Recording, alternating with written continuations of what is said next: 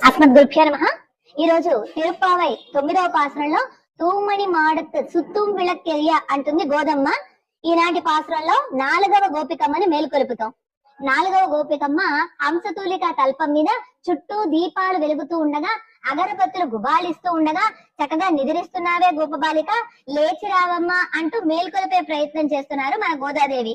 ఈ పాసురంలో తెల్లవారిని అనటానికి గుర్తులేమీ చెప్పటం లేదు. ఆమె ఏ విధంగా పవళించి ఉన్నదనేదే చెప్తున్నారు. మణులతో కూర్చున్నటువంటి భవనంలో హంసతూలిక తల్పం మీద నిద్రిస్తుందట. స్వచ్ఛమైనటువంటి మణులతో కూర్చున్నటువంటి భవనంలో ఈనాటి గోపబాలిక కూడా ఆచార్యత్వ పరిపూర్తి కలిగినటువంటి ఆమె. అందుకనే ఆచార్యులు అనగా మనకు ఉపదేశ ముద్ర గుర్తుకొస్తుంది. అందుకోసమే దానికి గుర్తుగా ఇక్కడ ఉపదేశాన్ని ఇలా చేస్తున్నట్లుగా చూపించారు. చూడండి, మనకి ఈ వేళ్లు ఏం సూచిస్తాయంటే సత్వగుణం, రజోగుణం, తమో గుణం, ఈ 3 ప్రకృతిలో ఉంటాయి. అలా ప్రకృతిలో త్రిగుణాత్మకమైన ఈ ప్రకృతి నుంచి ఈ జీవాత్మను విడదీసి పరమాత్మతో కలపడమే ఉపదేశ ముద్రకు అర్థంగా చెప్తారు.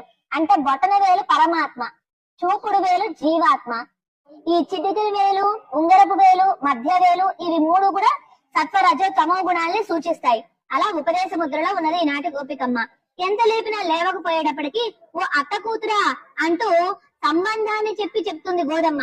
అంటే దీన్ని బట్టి మనం ప్రతిరోజు నేర్చుకోవటం, అవలంబించడానికి ఏమిటి అంటే, గోష్ఠికి వచ్చినప్పుడు వరుసలు పెట్టి పిలుచుకోవాలి. ఒకళ్ళనొకళ్ళు పేర్లు పెట్టి పిలుచుకోకుండా, ఇంగ్లీష్ లో ఆంటీ అంకుల్ కాకుండా పిన్ని, బాబాయ్ గారు, అలాగే అన్న, వదిన, ఇలా వరుసలతో పిలుచుకుంటే బాగుంటుంది, ఒక దగ్గరతనం వస్తుంది అని మనకు అర్థం అవుతుంది. అలా అత్త కూతురా, ఏంటి ఇంత చెప్తున్నా కూడా నీవు లేవడం లేదు, నీవేమన్నా మూగదానివా, లేక చెవుడా, లేకపోతే కదలకుండా మెదలకుండా పడుకుంటున్నావు, జాడ్యమా నీకు అని అడుగుతుంది ఈనాటి పాసురంలో గోపెమ్మను.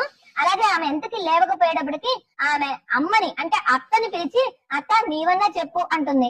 అప్పుడు ఆమె చెప్పింది, స్వామి యొక్క నామాలు సంకీర్తన చేస్తే అప్పుడు ఈమె కృష్ణ ధ్యానంలో ఉన్నటువంటి ఆమె లేచి వస్తుంది అంటూ. దాంతో మన గోదమ్మ మామాయన్, మాధవన్, వైగుందన్ అంటూ ఈ రోజు 3 తిరునామాలను అనుగ్రహించారు. గోపికా సంబోధన, మామాన్ మగలే. ఇక ఇలా స్వామి నామ సంకీర్తన చేయడంతో ఆమె కూడా లేచి గోష్ఠిలో చేరి మరలా సాగుతూ ఉన్నారు మన గోదా గోష్ఠి. ఇక ఈ రోజు మనం అనుభవించుకునే దివ్య దేశం మనకి దీప ప్రకాశ సన్నిధి అని తిరుత్తంక కాంచీపురంలో ఉంది. ఆ క్షేత్రాన్ని అనుభవించుకోవచ్చును. అలాగే ఘటికాచలం అంటారు షోలింగర్, ఆ క్షేత్రాన్ని అనుభవించుకోవచ్చు. ఇక్కడికి దగ్గరలో వాడపల్లి అని ఉంది. ఆ వాడపల్లిలో లక్ష్మీ నరసింహస్వామి సన్నిధి కూడా. ఎందుకు ఏమిటి అనేది మీరు ఈ పాసురానికి వివరంగా వచ్చేటువంటి అర్థం మరొక వీడియోలో ఉంది, అందులో చూడగలరు. ఆండాళ్ తిరువడిగలే శరణం.